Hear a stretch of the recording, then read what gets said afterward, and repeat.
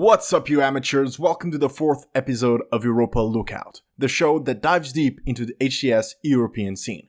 Today's episode is a juicy one. Some players resigning, some players coming back, crazy roster moves, Na'Vi winning, JLINGZ at top 3, and much more. But before we start, I just want to say thanks to you guys supporting the channel. I know views aren't crazy for the YouTube standard, but we have reached 300 views across the 3 episodes, which is 3 times the amount of views I expected, not gonna lie. But also on Twitter, liking my posts, retweeting has helped a lot to grow visibility to the channel. We have almost 4K views in this one tweet, and we continue to grow. So huge thanks to anyone watching and supporting. And if you want to support, a simple like and retweet goes the distance. Considering subscribing as well, let's try to reach the 100 subscriber mark. It doesn't hurt and surely makes you stronger. We're all here trying to keep the EU scene alive as much as possible.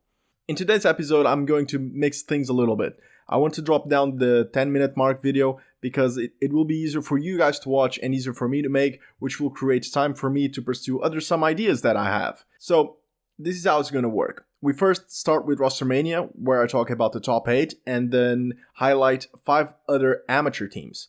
We move on to the matches, where I highlight a maximum of 2 matches per round and then discuss the last top 8 matches. I'm here experimenting stuff, so any feedback will be great. But without any further ado, let's get this show on the road. Na'Vi is back, baby. Jimbo, Snipeturn, Z-Mighties and Snakey said, "Fuck you, Quadrant, you can't get away with murder like last weekend. Let us show what we got," taking the number 1 spot once again. The French squad, Quadrant, Legend, Sika, SLG and Chocke, take the 2nd place last weekend. In the 3rd place, we have a new JLINGZ roster with 2 Foxy, Septic, Burton and Quadios.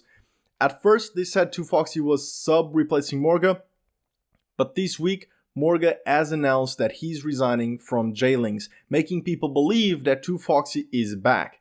This was his statement.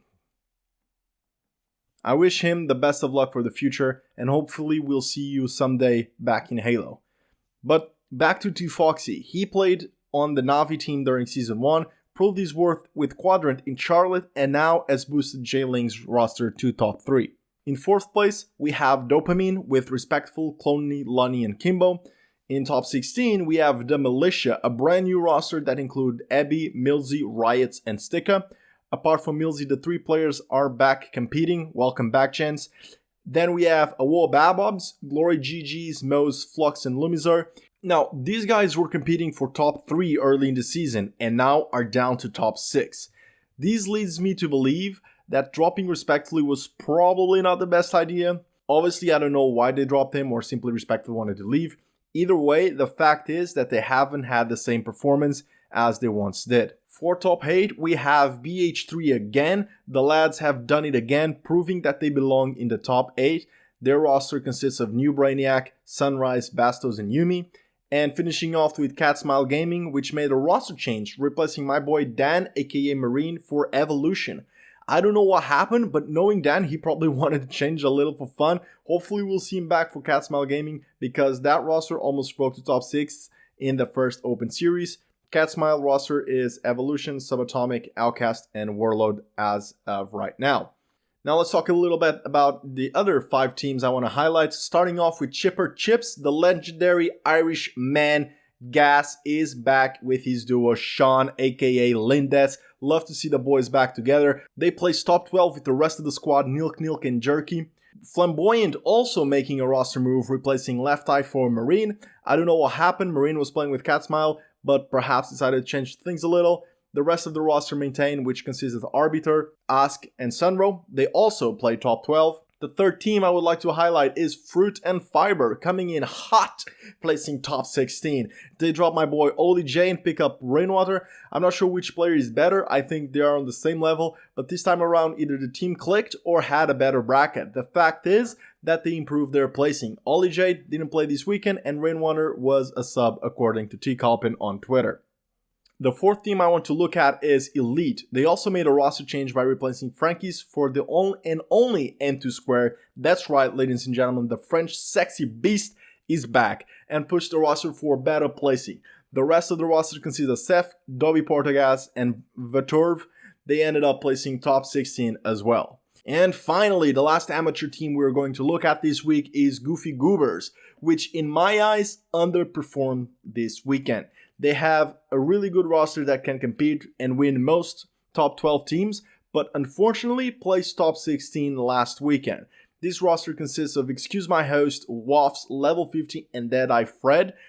In 12th March tourney, Excuse My Host and Waffs played together under the team Lizard 123, whilst Level 50 and Deadeye didn't.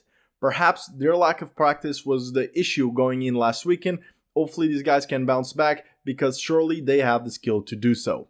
There are plenty of other roster moves and changes. If you want to take a look at the teams, make sure you follow Mr. T and Crumpets. He's got you covered in his amazing tables. We move on to the matches, starting off with winners round 1. We have our first match, Reclaimer or Regain, which is Valkyrie, Niemains, Marcus, or Shiesty versus NR1234, Desire, Disarray, Oni Nose, and Kaev, where Reclaimer win map 3. This match was probably the most brutal and kind of fucked a bracket because Oni Nose hasn't been playing, so he doesn't have any points, making NR123 with a bad seeding, and their first match was a grueler. The second match we're going to be looking at is Fruit and Fiber, Deimos, Rainwater, Terratibs, and T-Kalpin against Team Vuelta, Heavy, Remrex, Chins, and Hop. The reason I want to highlight this match is that both of these teams were placing top 23, but now we see Fruit and Fiber really ahead. Moving on to winners round 2, we had two interesting matchups. We start by looking at Flamboyant, Senro, Ask, Arbiter, and Marine versus Reclaimer again, Valkyrie, Niemains, Marcus, and Shiesty. I do think this is a very difficult match to predict. In the end, is Reclaimer that takes map 3. But this matchup is going the distance, it doesn't surprise me. However, some people might say that the Reclaimer should win these 9 out of 10 matches, but I don't know, I just want to see an early upset. The second match is Team Exil, Crucial, Zove, Flubzo, and Eastwood versus Cat Smile Gaming, Outcast, Subatomic, Warlord, and now Evolution. And oh boy, it went to game 3. I don't know what Team Exil is drinking, but holy shit, they came into play last weekend. The fact they were able to push a map 3 is impressive. I blame Cat Smiling for not having Marine. I don't know, guys. You guys let me know. Anyways, moving on to winners round 3, we have JLINGZ, Septic, 2Foxy, Quadios, and Burton dominating against Dopamine, Respectful, Clonely, Lunny, and Kimball. Holy shit, guys. What the actual fuck? 2Foxy coming out of retiring and helping two teams is insane. First was Quadrant, and they showed that they were able to put against Optic, and now JLINGZ winning against Dopamine in a 3-1 fashion. If you don't remember, JLINGZ was a top 6 team while Dopamine was a top 3, and now they can easily beat them with a sub. No disrespect to Morgo, obviously a really good player, and it's sad to see him go, but it's undeniable the improvement of his roster. The second match is Navi, Jimbo, Snipedrone, Z-Mighties, and Snaky versus the Militia, Milzy, Riot, Stika, and Ebby, which was also a 3-1, but this time for Navi. Navi this week showed that they mean business, but they sometimes feel like dropping maps, which was the case in this series. Congrats to Militia showing that they can take maps out of the top tier teams, but they still have a long way ahead if they want to compete for that top 3 spot.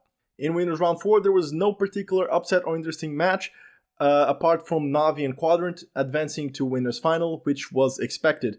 The only curious thing is that Awo Babobs managed to get to winners round 4, so in theory fighting for that top 4, but when they dropped to losers, they couldn't close it out and place top 6, their worst performance thus far, but we'll put a pin on this and look it back later. And for our winners round finals, we have the top 2 European teams, Navi versus Quadrant, and oh boy, I talked some shit about Navi in the last video, but last weekend they took care of business like it was nothing. They win 3-0 in a clean fashion according to Halo Data Hive. Imperial CDF had to be replayed. They tied 2-2, but Navi takes the win in the replay 3-1. Aquarius Slayer 50-42 and Streets Oddball by 289 to 194. Snipedrone dropped almost a 40 bomb with 39 kills and 22 assists. Holy shit. Now looking at the losers bracket side of things, across the pond, Niels aka Salt, Rudy, Light Axel and KOZ got absolutely robbed because they faced against NR1234, Desire, Disarray, Oninos, and Kayep. Because this team had little points, it essentially fucked the bracket, which caused, unfortunately, across the pond facing them. And as expected, they lost 2-0. And it was probably a quick one. Sorry lads, better luck next time. The second match I want to highlight is Adversary, Bilex, Uriel, Hate, and Zenmeister versus Phoenix Rising, PG, Proper Skills, Nez, and Roxas. Adversary was able to beat them in a map 3, causing, in my opinion, an upset against Phoenix. Phoenix replaced Pulse for Proper Skills, which might not have been a good idea because they dropped from top 16 to top 29, last place. In losers round 2, Elite, Seft, Vitor, Dobby Portagas, and M2 Squared, winning against Gaming on Ramen, Animal, Pitbull, Pulse, and Richard RX.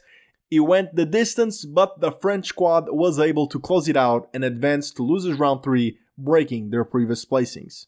Cheaper Chips, Nilk, Lindes, Gas, and Jerky going to map 3 against Dogsmile Gaming, Victorious, Big Nuts, Feskies, and Team Blunt. Now, either this is a huge choke out of the boys in Cheaper Cheaps, or Dogsmile Gaming almost caused a crazy upset. I don't know, but in my opinion, Cheaper Cheaps should have closed this one out 2-0 fashion, but the dog inside Dogsmile Gaming put up a good fight. We continue looking at Cheaper Cheaps in losers round 3, going to a map 3 this time around versus Elite. Has M2 Squared checked you guys? Come on. Nah, I'm just kidding guys, but once again, Elite showing a really good impressive run comparing to previous events and pushing a map 3 against Cheaper Chips. Now, this is probably the greatest upset of last weekend. Team Excel, Crucial, Zove, Flubzo, and Eastwood beating Team NR123, Desire, Disarray, Oninos, and Kayeb in map 3. Holy shit. I don't have words for this. Without a shadow of a doubt, I would have bet my life savings that NR1234 would take care of business against Team Excel, but these guys have proved me wrong, beating them and securing top 12 once again. Congratulations. Before we look at the top 8 matches, I want to close out with BH3 destroying Reclaimer, winning a clean sweep 3-0. BH3 roster Sunrise, New Brainiac, Bastos, and Yumi showing their potential by winning against Valkyrie, Namains, Marcus, and Shiesty and taking their top 8 spot once again in losers round 4.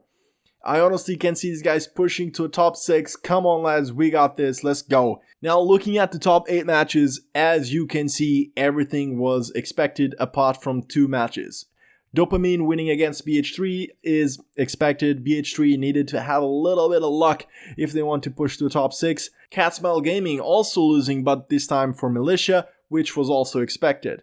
But then, this is where things start to get interesting. We look at Awoa Babobs fighting in a grueler of a match against Dopamine, but in the end, losing. Now that they have Flux back, these two teams should go to town every time they face each other. They have in the past with some slight alterations to the roster, and there's no difference once again. The game changer last weekend was JLINGZ. Had we had the same JLINGZ roster going in, we are probably looking at a Wobobobs facing JLINGZ and winning and facing Dopamine for top 3. But my man 2Foxy came with all the ice in the veins, sending Dopamine early to losers. Not only that, but they managed to demolish the Militia in 3-0 and beating Dopamine again 3-1. This is absolutely insane. How a single roster change can shake the entire U scene. This just goes to show that the top 6 is packed with really quality teams that are in a constant fight to get to top 3. And yes, top 3 because Quadrant and Na'Vi are just not on the same playing field. The EU scene is Quadrant versus Na'Vi and the rest. This is how it's going, and Quadrant showing their dominance against the new JLINGZ roster, winning 3-0 in losers finals. And finally, ladies and gentlemen, we are in the grand finals, and holy shit, this was cool. Quadrant was able to grab Na'Vi by the horns and resetting the bracket fairly easy, only dropping a map. First map, Recharge Strongholds, Quadrant 100-point club, Na'Vi winning 250 to 64, and at this point you are not liking the odds if you're Na'Vi. Second map, Quadrant defeats Na'Vi in Street Slayer 50 to 44, but Na'Vi bounces back, taking the Aquarius CDF in a close 4-3. But Quadrant wins the first best of 5 in map 4 in a really close live fire oddball by 189 to 151. In the bracket reset, Quadrant takes the first win in Streets King of the Hill 2-0, and at this point you would think Na'Vi had lost full and will lose these grand finals, but if you thought that, you were wrong. Na'Vi takes the second map, Recharge Slayer 50-40, a 10 kill game, but the boys in bright green bounced back, winning live fire strongholds 250 to 171. But here comes Na'Vi again, winning Argyle CDF 2-0 and pushing a game 5. This series has been back and forward. Now you don't know who will win map 5, Aquarius Slayer, but it's Na'Vi that takes their second win of the season, winning 50-44. An amazing grand finals out of the top teams, and I can't wait for this weekend. Congratulations to Na'Vi. So yeah guys, that's everything I got you for today in the 4th episode of Europa Lookout. Once again, huge thanks to you watching the video and supporting the channel.